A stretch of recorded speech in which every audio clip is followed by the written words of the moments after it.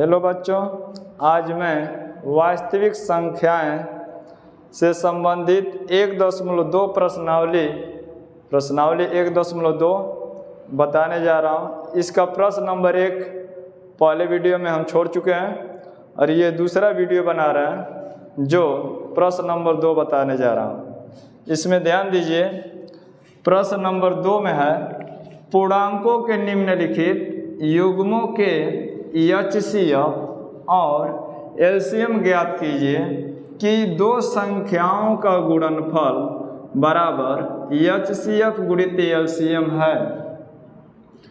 तो पहले हम इसमें HCF और LCM ज्ञात करेंगे। HCF का मतलब हाईएस्ट कॉमन फैक्टर, हिंदी में इसको मौसा कहते हैं और पूरा अगर कहा जाए तो महत्तम समापवर्तक कहते हैं। LCM लोवेस्ट कॉमन मल्टीप्लाई बोला जाता है और इसको हिंदी में लौसा कहते हैं, अगर पूरा कहा जाए तो लघुत्तम समापवर्तक बोलते हैं। तो हमको सिद्ध करना है कि दो संख्याओं का गुणनफल बराबर HCF गुणित LCM है। तो पहले हम HCF और LCM अलग अलग ज्ञात करेंगे और तब उसके बाद दो संख्याओं का गुणनफल बराबर HCF गुणित LCM सत्यापित करेंगे। तो देखिए, इसमें 3 प्रश्न है, एक प्रश्न मैं बता दे रहा हूं, बाकी इसी नियम के अनुसार आप लोग अन्य प्रश्न हल करिएगा। तो देखिए, पहला प्रश्न बता रहा हूं, 26 और 91 का अलग अलग गुणनखंड कर लेंगे। अलग अलग गुणनखंड कर लेंगे। अब देखिए, 26 का जब गुणनखंड करेंगे, 26 का गुणनखंड, तो पहले छोटी संख्या से काटते हैं। पहले छोटी संख्या 2 से हम काटते हैं। 2 से नहीं कटेगा तब 3 से देखेंगे, 3 से नहीं कटेगा तब आगे वाला संख्या से देखेंगे, मतलब पहले छोटी संख्या से काटते हैं।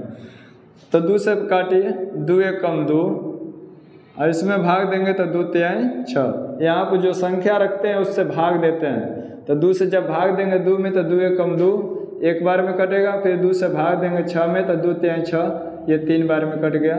मतलब 2 से 26 में भाग देंगे तो 13 बार में कट जाएगा। फिर 13 से जब भाग देंगे, अब देखिए 2 के आगे 13 से केवल कटेगा तो 13 एक कम 13 हो जाएगा। इसका गुणनखंड जब 2 और 13 आया तो यहाँ पर लिख देंगे 2 गुणित 13। जब भी गुणनखंड करते करते जाते हैं, लास्ट में जब 1 आता है तो उसी पर गुणनखंड रोक देते हैं। अब देखिए, अब हल करेंगे 91 का। 91 का गुणनखंड करिए। तो 91 का जब गुणनखंड करेंगे तो 7 से पहले काटेगा, 7 से काटिए, 7 एक कम 7। अब 9 में से 7 घटाएंगे तो 2 बचेगा, इसको 1 को लेंगे तो 21 हो जाएगा। तो 7 तरीके 21। अब 13 से कटेगा तो 13 एक कम 13। जब 1 हो जाएगा तो गुणनखंड रोक देंगे। ये जो गुणनखंड आया इसको यहाँ साइड में लिख देंगे, 7 गुणित 13। जब गुणनखंड लिखते हैं तो गुणा का चिन्ह लगाते हुए लिखते हैं। अब इसमें कह रहा है HCF ज्ञात कीजिए। तो HCF पहले लिख लेंगे। HCF में ध्यान दिया जाए कि HCF में क्या होता है कि जब गुणनखंड करते हैं तो हम देखते हैं कि कौन कौन दोनों गुणनखंड में है। जो जो दोनों गुणनखंड में रहेगा बस उसी को लेते हैं, बाकी अन्य सभी को छोड़ देते हैं। तो इस गुणनखंड में देखिए कि कौन दोनों में उभयनिष्ठ दिखाई दे रहा है। जो दोनों में उभयनिष्ठ रहेगा बस उसी को लेंगे मौसम में, मतलब HCF में। तो हम देख रहे हैं कि 2 इसमें है, इसमें 2 नहीं है तो 2 को छोड़ देंगे। 7 इसमें है, इसमें नहीं है तो 7 को छोड़ देंगे। ये 13 जो है दोनों में है तो 13 ही हमारा HCF हो जाएगा। 13 दोनों में है तो 13 लिख दिए तो 13 HCF हो जाएगा। एक आंसर यहाँ पर हो गया। अब देखिए, अब हमको ज्ञात करना है LCM। तो LCM में ध्यान दीजिए, LCM में क्या होता है कि गुणनखंड में देखा जाता है कि कौन कौन गुणनखंड आया है। तो इसमें क्या होता है कि जो दोनों में रहता है उसको भी लिखते हैं और जो दोनों में नहीं रहता उन सबको लिख लिया जाता है। तो देखिए, इसमें 2 है और इसमें 2 नहीं है तो हम इस 2 को भी लिख लेंगे। इसमें 7 है, इसमें 7 नहीं है तो 7 को भी लिख लेंगे। और 13 दोनों में है तो 13 दोनों में है तो 13 एक ही बार लिखेंगे। क्योंकि ये 13 दोनों में उभयनिष्ठ है। तो ध्यान दीजिए कि HCF में क्या होता है कि जो दोनों में रहेगा बस उसी को लेंगे। LCM में क्या होता है कि जो दोनों में रहता है उसको तो लिखते ही हैं और जो नहीं रहता उन सबको लिख लिया जाता है। अब इसका गुणा कर देंगे तो LCM प्राप्त हो जाएगा।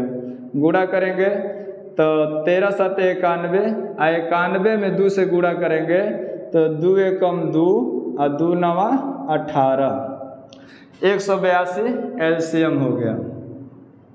एक बार फिर समझ लीजिए, गुणनखंड करेंगे बारी बारी से और उसके बाद HCF जब निकालेंगे तो जो जो दोनों में रहेगा बस उसी को लेंगे और जो दोनों में नहीं रहेगा उन सबको छोड़ देंगे। तो हम देख रहे हैं कि इसमें केवल 13 दोनों में है तो 13 HCF हो गया।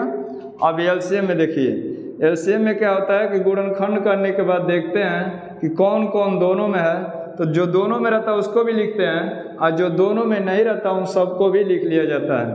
तो इसमें 2 है, इसमें 2 नहीं था तो 2 लिख लिए, 7 इसमें नहीं है तो 7 लिख लिए, फिर 13 दोनों में है तो 13 एक बार लिख लिए। अब इसको गुणा कर देंगे तो 182 जो आया है LCM हो जाएगा।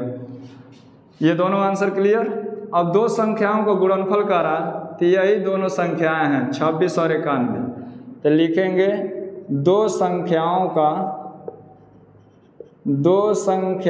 का गुणनफल, 2 संख्याओं का गुणनफल निकालेंगे। तो देखिए पहली संख्या 26 लिख देंगे और गुणित दूसरी संख्या 91 तो 91 लिख देंगे। अब इसका गुणा कर देंगे, गुणा करेंगे तो गुणा कर लीजिए। यहाँ पर 91 में 26 से गुणा करेंगे तो 6 एकम 6, 6 नवा 54